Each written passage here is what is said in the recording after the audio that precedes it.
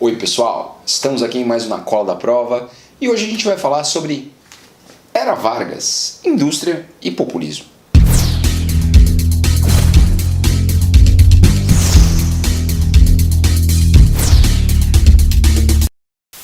Seguinte moçada, nesse vídeo de hoje a gente vai tratar apenas da industrialização e da política populista, beleza? Getúlio foi o responsável pelo processo de industrialização do Brasil, depois de décadas e décadas de governos voltados apenas para a agroexportação. A partir da década de 30, o governo vai passar a promover um processo de substituição de importações, a facilitação para que se comprassem máquinas e protegendo a indústria que já existia.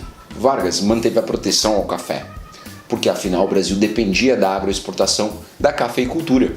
Mas aos poucos ele começou a criar medidas protecionistas para incentivar o setor industrial. O resultado disso foi bastante favorável.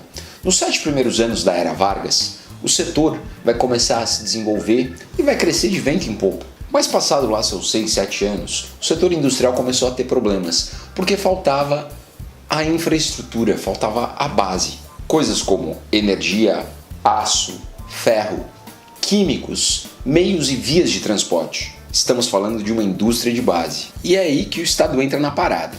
Passando a investir pesado na criação de indústrias de base, siderurgia, metalurgia, hidrelétrica, máquinas, motores e indústria química, Getúlio se apropria de um discurso nacionalista e intervencionista, afirmando que setores estratégicos deveriam ser controlados pelo Estado. Aplicando o capital nacional e do Estado, Getúlio cria várias empresas estatais de base, implementando um modelo de desenvolvimento que predominou por décadas após a Era Vargas. Em seu governo foram criadas empresas como a Fábrica Nacional de Motores, a Companhia Hidrelétrica do São Francisco, a Companhia Vale do Rio Doce, a Companhia Siderúrgica Nacional e a indústria química de álcalis. Vargas também foi responsável por se criar uma nova forma de se fazer política no Brasil, o populismo. O populismo latino-americano surgiu em países como Brasil, México e Argentina no momento de urbanização e industrialização. Essa forma de se fazer política surgiu no momento em que era necessário se harmonizar vários grupos sociais, políticos e econômicos que emergiam nesse momento. O populismo ele consistia na ideia de um líder intermediador que conversava com os vários grupos, com as várias classes, com o exército, com a oligarquia, com a classe média, com o operariado e com os industriais. No entanto, o populismo muitas vezes era autoritário. Ele passava por cima das leis e, se necessário, se utilizava da violência para conseguir essa harmonia. O populismo se construía a partir de um discurso trabalhista e nacionalista. Vargas criou um aparelho de Estado voltado para construir uma ideia de nação, se utilizando das leis, da educação, dos meios de comunicação e eventos públicos para conseguir isso. O Departamento de Imprensa e Propaganda foi o principal órgão do governo Vargas, principalmente durante a ditadura do Estado Novo. Getúlio investiu pesado na criação de um sistema de comunicação radiofônico com programas para exaltar o governo, impor leis de proteção à bandeira, de obrigatoriedade dos hinos nas escolas, dos grandes eventos cívicos de comemoração e de datas nacionais.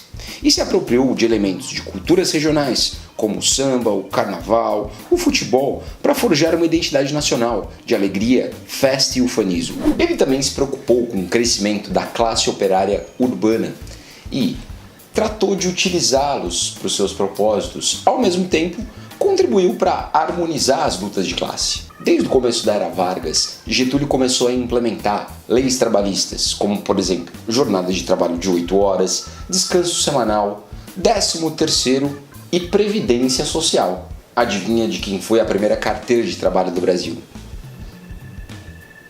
E ele consagrou essas conquistas em 1943 com a criação da CLT, da legislação trabalhista. Porém, essas conquistas não vieram de graça. Getúlio controlou os sindicatos e tratou de afastar os anarquistas e socialistas que tinham muita força nesses movimentos. Nasce o chamado sindicalismo pelego, o nome que a gente dá para os sindicatos controlados pelo governo com líderes sindicais que serviam às vontades do patrão, controlando dessa forma as reivindicações e acalmando a classe trabalhadora. E por essas e outras, Vargas ficou conhecido como o pai dos pobres. Por quê? Se colocou como um defensor dos interesses da causa e muitas vezes como parte do movimento trabalhista. Portanto, Getúlio foi um cara importantíssimo para se compreender a história do Brasil no século XX. Para o bem ou para o mal, Vargas foi responsável por criar as leis trabalhistas, por industrializar o Brasil, criando grandes indústrias e, finalmente, foi o responsável por um tipo de política que vai persistir por décadas no país. E é isso aí, moçada. Ficamos aqui em mais um Na Cola da Prova. Esperamos que vocês tenham gostado do vídeo de hoje. A gente vai fazer um outro falando sobre Vargas e os seus períodos. No entanto, não esquece de seguir o canal. Toda vez aqui nas segundas e quintas-feiras a gente está fazendo vídeo novo. Não esquece de marcar a sinaleta aqui para receber as notificações dos novos vídeos. Beleza? Obrigado então e nos vemos no próximo Na Cola da Prova. Até mais!